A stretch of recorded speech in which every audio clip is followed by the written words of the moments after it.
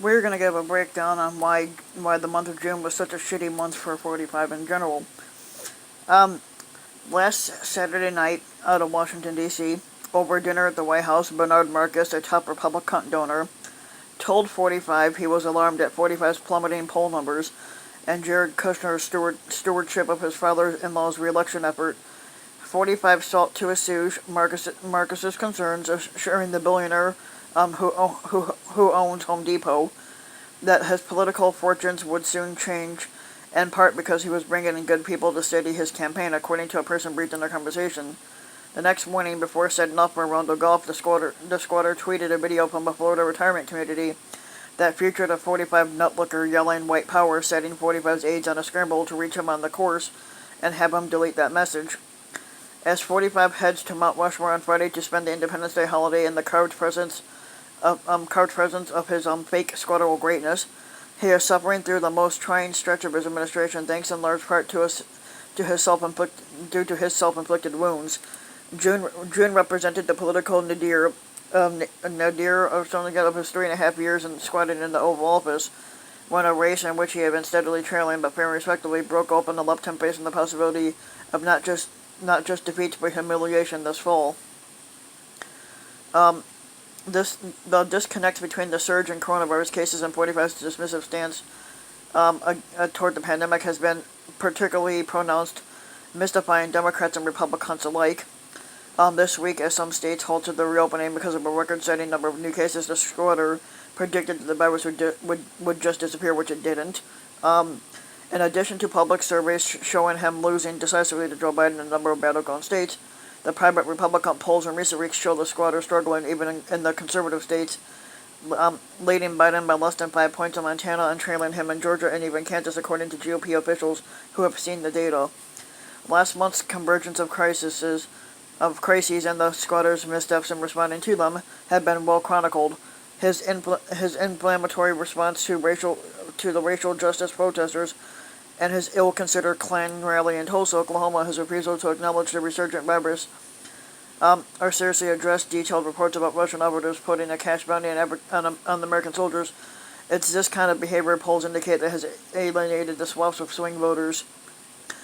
People are making judgments about the squatter's performance there and how he's handling it, said John Thune of South Dakota, the second-ranking Senate Republican, making no attempt to sugarcoat what he acknowledged has become a referendum on 45's performance. Sometimes you get dealt a hand and you gotta play it. Yet, as demoralizing as June was for many Republicans, what was less visible were the frenetic and often fruitless attempts by top Republicans to soothe the squatter and steer him away from self-sabotage, while also manipulating him to serve their own purposes. One Republican official who was in frequent contact with the campaign expressed incredulity at how some aides willfully distort the electoral landscape to mollify 45, recalling one conversation in which they assured him he was faring well in Maine, a state where private polling shows he's losing. Interviews with almost 4 dozen Republican lawmakers, strategists, and administration officials about 45's re-election bid paint a picture of the White House and re-election effort adrift at once paralyzed by 45's erratic behavior, yet also dependent on him to execute his own Houdini-like political escape. Most of those interviewed requested anonymity to freely discuss internal deliberations and to avoid retribution from the squatter. 45 continues to hope for an economic recovery that he can run on in the final months of the campaign, and Thursday he trumpeted as a sign of progress that the employment report showed 4.8 million jobs gained in June, but it's not clear that 45 would get much credit for a partial and possibly fleeting rebound when coronavirus cases are soaring still. Some of 45's advisors say that their internal polling is more competitive than the myriad public surveys showing the squatter in a deep hole. The debates which could reorient the race still loom, and even as Biden catches up, the squatter still enjoys substantial fundraising and organizational advantages. On Thursday morning, the top White House and campaign aides met to lay out a schedule for 45 through July, one that allows for politicking out in a nod to Tulsa at a far smaller scale than his signature Klan rallies. People close to the White House said that 45 remained stubbornly determined to feed the appetites of his inbred base and deliver a message about what he describes as his greatest achievements in office, which he doesn't have any. He's also eager to recreate his tiny 2016 team. Indeed, his well-financed political apparatus is more than ever a family affair, controlled by a small handful of 45 relatives and retainers who are exceedingly indulgent of the candidate and often at war with one another. In an interview, dumbass Kushner, whose influence in the administration is exceeded only by 45, said his strategy amounted to letting the squatter dictate his own re-election. He's really the campaign manager at the end of the day, dumbass Kushner added. Our job is to present him with data, give him ideas, help him structure, and then when he makes his dumbass decisions on where he wants to go, that campaign was designed to be like a costume suit for him, or custom suit now. Letting 45 be 45 will delight some of his most corrupted inbred supporters, but it's likely to dishearten Republicans who are already nervous about losing the Senate and yielding the further ground in the House. Some of the squatter's closest outside allies are attempting to devise more of a strategic plan for his re-election. Chris Christie, the former New Jersey governor, sent the squatter a memo last week that White House officials described as a blunt warning that he will lose if he does not stop running the 2016 campaign all over again, and urging him to develop a clear vision for the next 4 years, which he won't get. Senator dumbass Lindsey Graham of South Carolina, who joined 45 for his golf outing Sunday, is urging him to run as more of a populist on issues like stimulus responding, which he won't do, infrastructure and prescription drugs to combat the virus-driven recession. A handful of 45 allies are more focused on the staff than the candidate. They are agitating for him to overhaul his operation and effectively demote the campaign manager Brad Parscale. That's a move dumbass Kushner has been encouraging in the wake of the Tulsa Klan rally debacle, for which he has blamed Parscale, according to people familiar with his thinking. But some of the squatter's closest advisors believe that it is unlikely to happen, in part because 45 is loath to take advice from new strategists anyway. Dumbass Kushner and dumbass Parscale appear increasingly at odds. Dumbass Kushner has sent mixed signals about his view of the campaign manager. In a meeting with the Republican officials this week, dumbass Kushner repeatedly shushed dumbass Parscale and told him to shut up, according to multiple people familiar with the event. But other times he has urged so-called friends of the squatter to tell 45 they think that dumbass Parscale is doing a good job.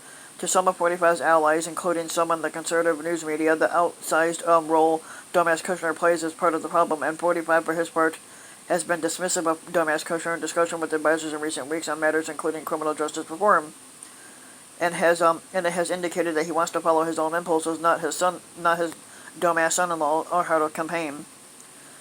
It's those impulses that members of 45's inner circle spend much of their time on, seeking to quell his agitation over his sagging electoral prospects. Last week, for example, a handful of the White House advisors, but not dumbass Parscale, gathered in the Mac room to lift 45's spirits by showing him a new campaign advertising.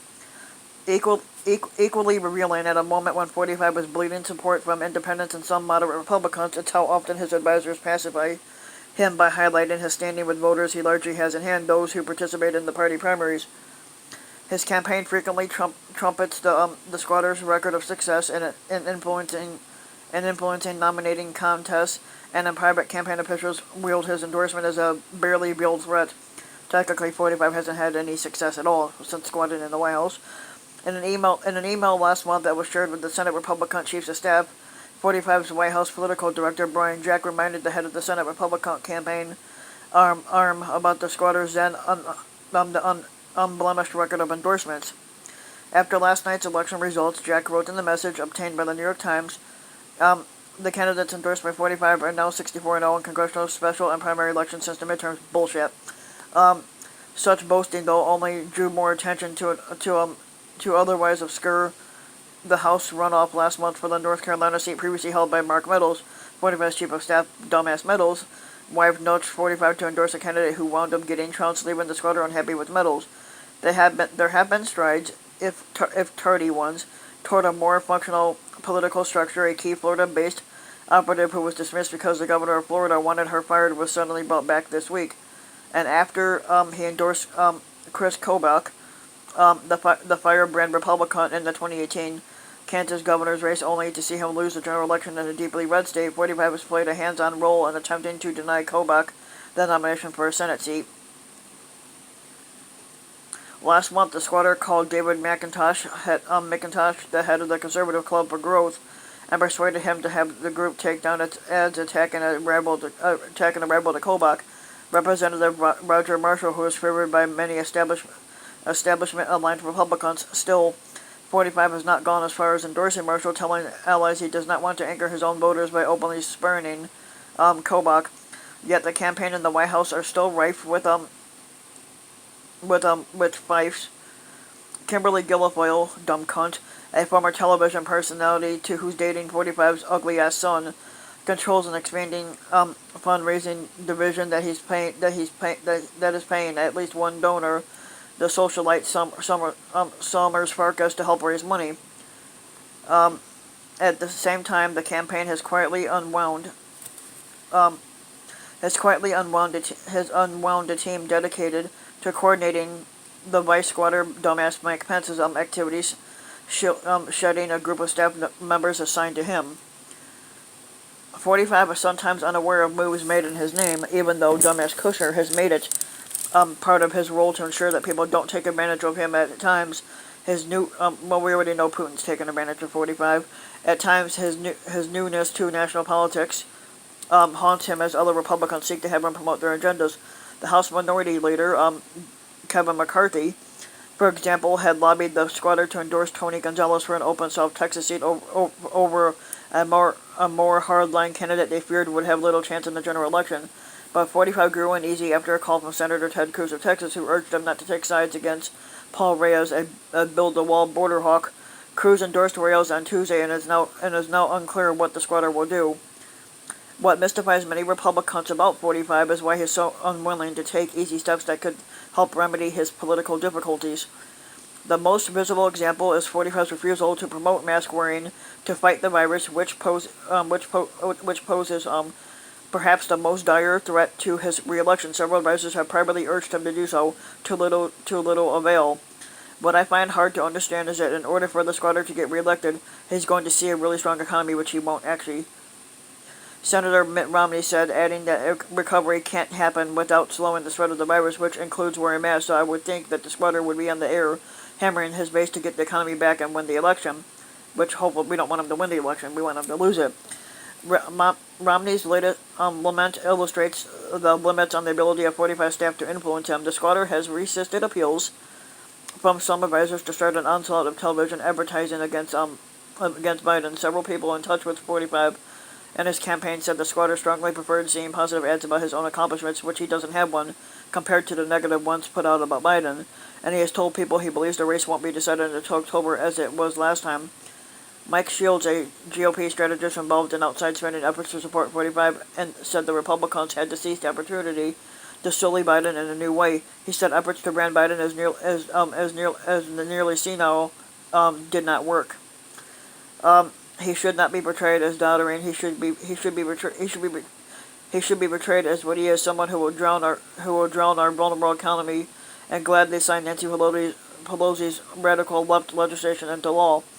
Shields said, adding the Biden general election, voters simply don't know this yet, so the sooner the better. Such a plan of attack would, however, require a disciplined squatter asked if his advisors could separate 45 from his Twitter feed, as they did for a stretch in 2016. A senior administration official laughed and said 45 would do what he wanted, or as Senator Rick Scott of Florida put it, 45 is who he is. People know who he is. You think that's gonna fucking change?